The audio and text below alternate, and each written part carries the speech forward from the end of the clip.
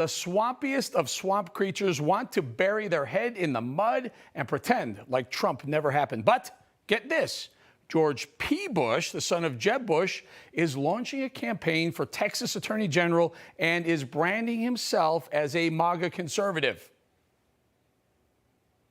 You know, President Trump was absolutely right when he said, drain the swamp. Does anybody remember that? Because we have way too much corruption in Washington, D.C. But we've got our own problems in Austin. We have a web of corruption and lies that affect one of the highest offices in our land. Yeah, we do. And it's time for a change. But what old is new again, but can a Bush beat a conservative? George P. is attempting a revival of the family dynasty, but it will require a massive shift away from their legacy politics. He just might be able to pull it off, though, with the help of Donald Trump. We're going to be talking to Bush in just a minute, but first, let's dig deeper into the impact of a Trump endorsement on the GOP. Nearly 6 years ago, Trump came down the golden escalator to launch a campaign that changed the shape of Republican politics forever, racking up more than 138 million votes across 2 election cycles. One thing is clear: the American people love Donald J. Trump, and he remains a kingmaker of the party, shaping it in his vision through a litany of endorsements. Senator John Kennedy of Louisiana is one of the latest to snag the coveted Trump seal of approval. And Trump isn't just picking favorites, he's branding the losers. In his endorsement of Kennedy, Trump says, quote, unlike Louisiana's other Senator Bill Cassidy, who used my name in ads and all over the place in order to get reelected and then went stupid, John Kennedy is the real deal. Stay on Trump's good side or risk alienating the base of the party, and that's the key thing to understand here.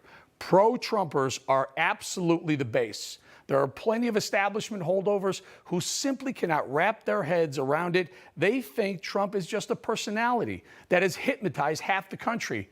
They haven't taken time to understand just how badly decades of these establishment politics have ravaged the heart of the country.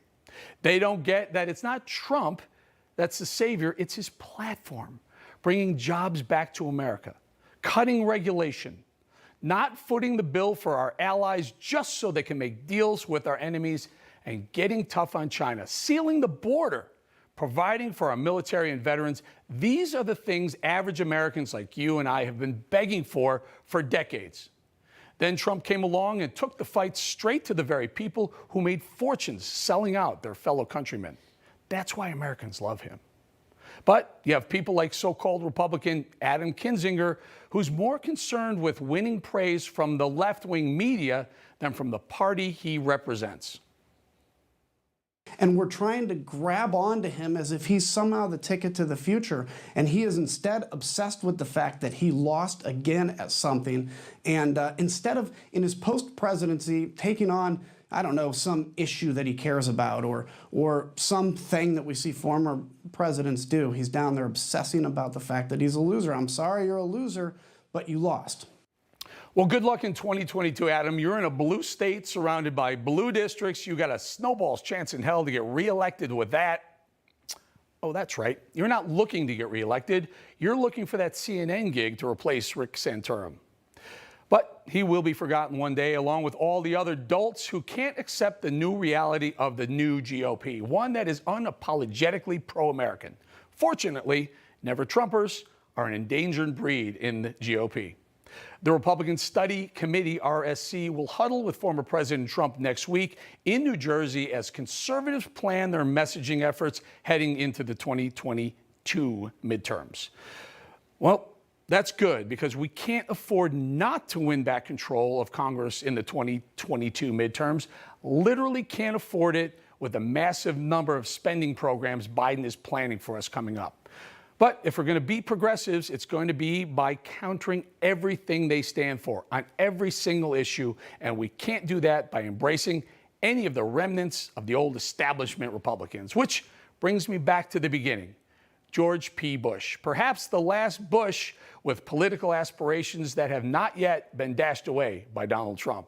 His own father, at one point considered to be a shoo-in for the Republican nomination for president, was annihilated back in the 2016 election. Jeb Bush is a low-energy person. For him to get things done is hard. But George P. seems to have more political savvy than his father. By not taking it personally, he has political aspirations and the ability to read the room. And if he wins this race, it's just the beginning for him. So he's embraced the MAGA agenda, and Trump noticed. Come here, George. This is the only Bush that likes me. This is the only one. Come here, I want to meet you. He's a friend of my son, and he's a great guy. Truly, this is the Bush that got it right.